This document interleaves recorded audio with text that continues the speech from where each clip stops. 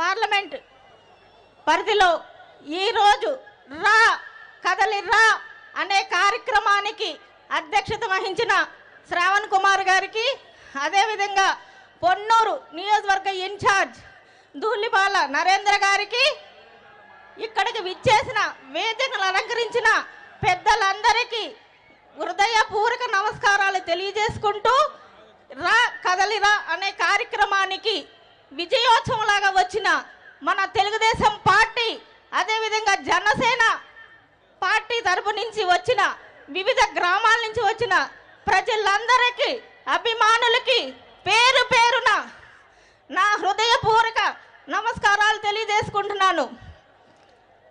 ఒకటే అడుగుతున్నా, మన జగన్మోహన్ రెడ్డి గారు ఏ విధంగా పరిపాలిస్తున్నారు మనం చూస్తున్నాం. 4.5 సంవత్సరాల నుంచి ప్రతి బడుగు బలహీన వర్గాల వారినందరినీ క్షోభ పెడుతున్న వాళ్ళు ఎవరు చెప్పండి? మన జగన్మోహన్ రెడ్డి గారా కాదా? మనం చూస్తున్నాం.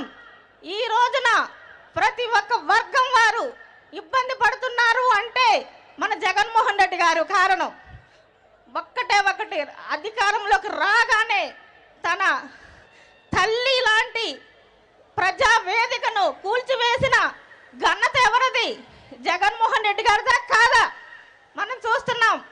అదేవిధంగా ప్రతిరోజు ఎక్కడో ఒక చోట మహిళలపై అరాచకాలు జరుగుతున్నాయా లేదా? ఆత్మహత్యలు జరుగుతున్నాయా లేదా?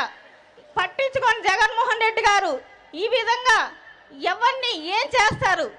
ప్రజలని ఉద్ధరిస్తానని వచ్చి ఇంతవరకు అభివృద్ధి అనేదని చేశారా? మనం చూడాల్సిన పరిస్థితి ఉంది. అభివృద్ధి చేస్తే ఎక్కడైనా ఒక్క ఇసుక తట్ట వేసాడా అని చెప్పి నేను అడుగుతున్నాను.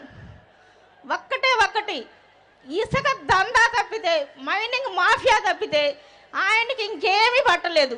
ప్రభుత్వంలోకి రాగానే మద్యపాన నిషేధం అన్నారు, ఇంతవరకు చేసిన దాఖలాలు లేవు. మనం చూస్తున్నాం. విడతల వారీగా చేస్తానన్నారు, అది చేయలేకపోయారు. జాబ్ క్యాలెండర్ ఇస్తానన్నారు, జాబ్ క్యాలెండర్ ఇవ్వలేకపోయారు. ప్రతి సంవత్సరం జనవరి 1న జాబ్ క్యాలెండర్ ఇస్తానన్నారు. ఇప్పటికీ 5 జనవరి 1లు వెళ్ళినాయి. ఒక్కటైనా జాబ్ క్యాలెండర్ విడుదల చేశారా? ఇంకా నేను జాబులు ఇచ్చాను అంటారు. ఎవరికండి ఇచ్చింది? వాలంటీర్లకి. వాలంటీర్లకి ఇచ్చే ఎంతమంది జీతం? 5,000 రూపాయలు. 5,000 రూపాయలు ఆయన ఒక్క రోజైనా 5,000 రూపాయలతో బతికి జీవించమని చెప్పండి, చూపించమనండి, మనం చూస్తాం. నెలకి 5,000 రూపాయలు వాలంటీర్కి సరిపోతాయా అని అడుగుతున్నాను నేను. ఇన్ని సంవత్సరాలు ఆయన ఒక్క తెలుగుదేశం పార్టీ తరపు నుంచి వచ్చిన ఇసుక దందా, ఇసుక మాఫియా అన్నాడు. ఒక్కటి ఇసుక మాఫియాలో రుజువు చూపించారా? ఆయన చేస్తున్నది ఏమిటి? ఇసుక మాఫియా కాదా? ఇప్పటి వరకు ధరలు పెంచి ఇసుక దొరకకుండా చేసి కార్మికులను, భవన నిర్మాణ కార్మికులను ఆర్తనాదాలు, ఆత్మహత్యలకు కారణం కాదా జగన్మోహన్ రెడ్డి? నిన్ను అడుగుతున్నాను, ఒక్కదానికైనా సమాధానం చెప్పు. ఇంతవరకు మీరు చేస్తున్న మాఫియాలు ఒక్కసారి రుజువు చేయించలేకపోయారా లేదా? ఒక్కసారి మనమంతా ఆలోచించాల్సిన పరిస్థితి ఉంది.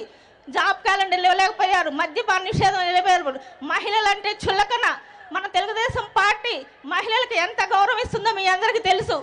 ఇప్పటి వరకు తెలుగుదేశం పార్టీ తరపు నుంచి ఎంతమంది నాయకులు కానీ, ప్రతి ఒక్క డ్వాక్రా గ్రూపుల ద్వారా కానీ ఎవరైనా కానీ లబ్ధి పొందారా లేదా అని చెప్పి మన అందరూ మనస్సాక్షికి తెలియాల్సిన పరిస్థితి ఉంది. మనం రాబో కాలంలో 24లో తెలుగుదేశం పార్టీని గెలిపించుకుంటేనే మన భవిష్యత్తు ఉందని చెప్పేసి మనం ఆలోచించాల్సిన పరిస్థితి ఉంది.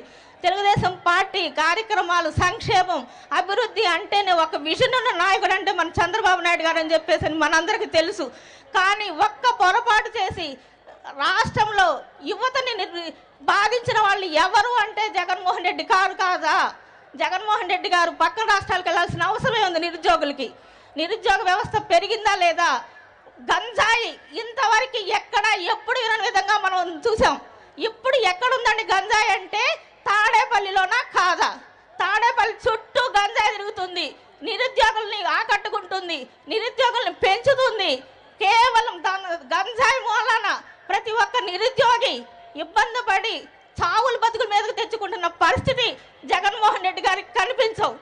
ఆ ఇంటే తాడేపల్లిలో ఒక అమ్మాయిని అందురాల్ని తాగి గంజాయి మత్తులో ఉండి చంపేస్తే ఎప్పుడు కూడా ఒక్కసారి వెళ్ళి పలకరించిన పాప అనుకోలేదు జగన్మోహన్ రెడ్డి. మనం చూస్తున్నాం ఆయనకి ఏమీ కనిపించవు. ఇసుక దందా మైనింగ్ తప్పితే ఇసుకే తింటున్నావా జగన్మోహన్ రెడ్డి? ఏం తింటున్నావు? భవన నిర్మాణ కార్మికుల యొక్క కన్నీటి వాటర్ తాగుతున్నావా నువ్వు? ఒక్కసారి ఆలోచించుకోవాల్సిన పరిస్థితి ఉంది. రాబో కాలంలో మనం ఇలాంటి పరిస్థితులు ఎదుర్కొని మనం మంచి భవిష్యత్తుని మన పిల్లలకి మంచి నిరుద్యోగ సమస్యను తీర్చుకోవాలంటే రాబో కాలంలో చంద్రబాబు నాయుడు గారికి ఓటేసి సీఎంగా గెలిపించుకుంటేనే మనం భవిష్యత్తుని మనం అంతా గుర్తించి ఈ అవకాశం ఇచ్చిన పెద్దలందరికీ హృదయపూర్వక నమస్కారాలు తెలియజేసుకుంటున్నాను. ధన్యవాదాలు జానకిదేవి గారు.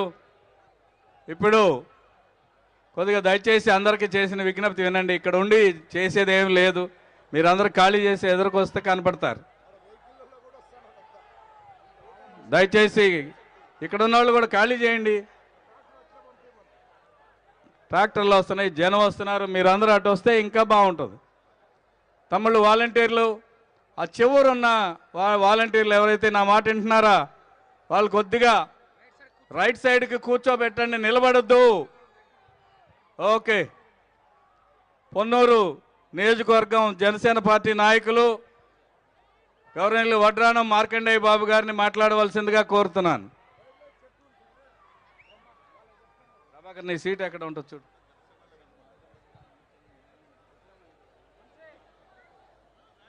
ముందుగా వేదిక మీద ఉన్నటువంటి పెద్దలు, తెలుగుదేశం అధినాయకులు రాబోతున్నారు. మరి ఈ రోజు ఉన్నటువంటి ఈ ముఖ్యమైనటువంటి కార్యక్రమానికి విచ్చేసినటువంటి తెలుగుదేశం పెద్దలు, జనసేన పెద్దలు, వీర మహిళలు, తెలుగు మహిళలు అందరికీ శుభాభివందనాలు. ఈ రోజున మనకి ఇప్పుడు జరుగుతున్నటువంటి రాక్షస పాలన నుంచి విముక్తులయ్యే దిశగా మరి పెద్దలు, అనుభవజ్ఞులు దేశంలోనే ఒక పెద్ద ఐటీ సంస్థ రావాలి అంటే ముందంజలో ఉండి దాన్ని నడిపినటువంటి మహోన్నతమైనటువంటి వ్యక్తి మరి నారా చంద్రబాబు